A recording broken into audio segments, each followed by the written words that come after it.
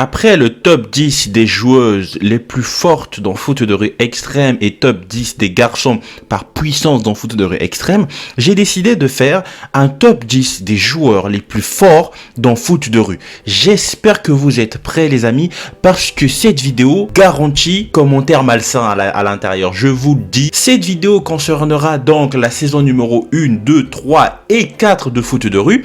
Donc ne vous étonnez pas que certains de vos personnages garçons préférés dans cette licence ne se trouvent pas dans ce top. Voilà, soit de 1, ils ont mon énorme respect, soit tout simplement, j'ai pas su les mettre dans ce top là par rapport à leur niveau. J'ai des questions, donc j'ai pas su jauger leur force. On commence avec la vidéo. À la 10e place, nous retrouvons Malik, gardien des bulldozers. Alors que dire sur ce personnage ?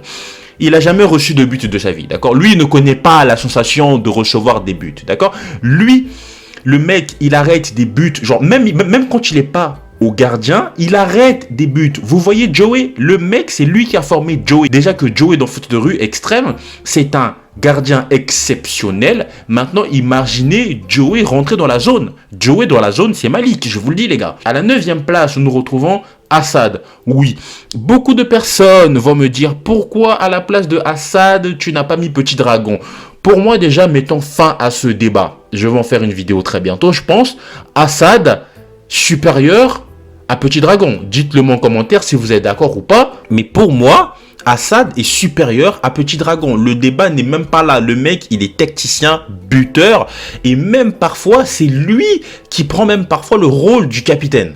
Alors, donc, tantôt, je me dis, voilà, c'est lui le mec, le gars de l'équipe. Voilà, Petit Dragon, c'est un petit chouineur. En fait, Petit Dragon, c'est une évolution. C'est Samy, Petit Dragon. Pour moi, Petit Dragon, je le vois comme Samy dans foot de rue extrême. Donc, à la 8e place, donc là, on va retrouver justement des joueurs des saisons précédentes et non de la saison numéro 4.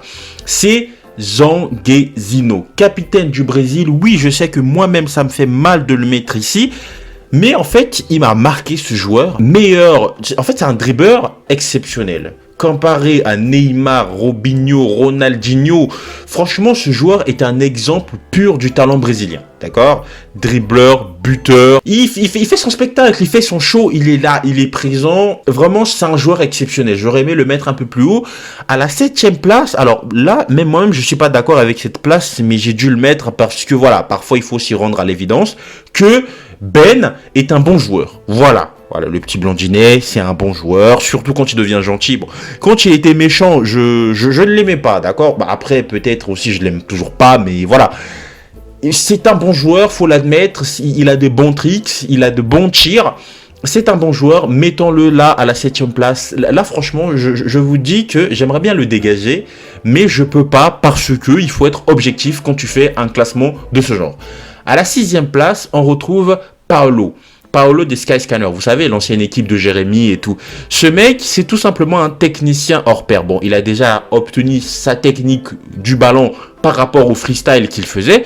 Et je sais, même dans un des épisodes, j'ai pas pu le revoir, je sais pas si je peux vous le remettre encore, si je m'en rappelle, qu'il avait affronté Tag, et dans cet épisode, Tag il a eu chaud quoi. Voilà, dans ce duel là, Tag il a eu vraiment chaud et c'était très très compliqué pour lui pour pouvoir s'en sortir. Paolo, pour moi, il mérite vraiment sa place, c'est un bon technicien et un très très bon joueur de foot de rue. Maintenant, est-ce qu'il y avait d'autres personnages qui méritaient sa place ? Je ne sais pas, dites-le moi en commentaire, quel est votre top à vous ? Évidemment, je parle de top garçon, le top fille, ne vous inquiétez pas, il va aussi arriver et très très vite même je pense. À la 5e place, on retrouve Tech et No. Plus Tech et No, voilà.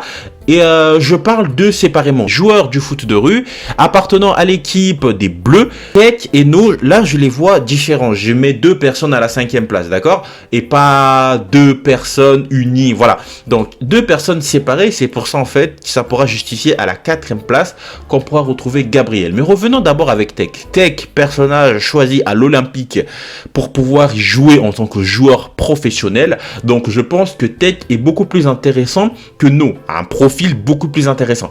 Donc dans un sens, les séparer ensemble, c'est des joueurs banals. Ensemble, c'est tout simplement des monstres comme dans Teen Wolf, d'accord ? Pour ceux qui ont la référence, vous êtes des bons les gars, vous êtes des bangers. 4e place, on retrouve Gabriel. Alors, beaucoup de personnes me diront, pourquoi tu as mis Gabriel à la 4e place de ce top ? Pourquoi à la 4e place? Il mériterait d'être beaucoup plus bas. Tu as Assad qui est beaucoup plus fort que lui. Alors les gars, Gabriel, c'est pas le genre de joueur qui va te faire des dingueries pendant un match, qui va te faire des passements de jambes, des dribbles, des accélérations. Non, c'est pas lui. Non. Gabriel, c'est le genre de joueur Kevin De Bruyne. Vous voyez Kevin De Bruyne, pour ceux qui connaissent un peu. Voilà, j'ai beaucoup de refs en ce moment.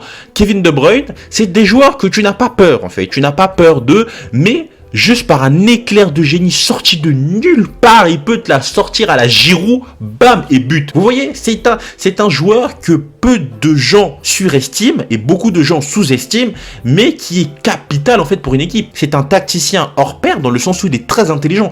Il réfléchit, le mec il te fait des maths en plein match. On est d'accord que toi et moi à l'école, quand on nous posait la question, théorème de Pythagore, on se disait à quoi ça va nous servir, théorème de Thalès, les angles, à quoi ça va me servir? Jamais dans la vie je vais m'en servir. Mais Gabriel nous montre tout simplement que oui, on peut se servir du théorème de Pythagore en plein match pour trouver l'angle et tout ça, pour calculer la mesure. Voilà, il met en pratique ce qu'on déteste tous. Donc ce mec-là, je vous dis qu'il est très très dangereux. À la 3e place, on retrouve Requin. Alors Requin, peut-être c'est pas un tacticien. Dans la saison numéro 4, il a beaucoup perdu du fait qu'il ne joue plus beaucoup au foot de rue. Pour moi, tout simplement, Requin reste l'un des meilleurs joueurs de la série. C'est l'un des premières équipes, dans son équipe, du moins qu'on a rencontré au début de la saison numéro 1 de foot de rue. Requin a des boulets de canon. Pour moi, Requin, ses boulets de canon, c'est la forme évoluée de ceux de Greg. Voilà, on va encore dire une fois, Requin, c'est Greg dans la zone. Quand Greg rentrait dans la zone des boulets de canon qui pourra rentrer, c'est pour ça qu'à la saison numéro 2 de foot de rue extrême doit arriver. Moi, je dois voir ces joueurs-là. Oh, c'est magnifique. C'est beau, foot de rue. L'œuvre foot de rue extrême est magnifique.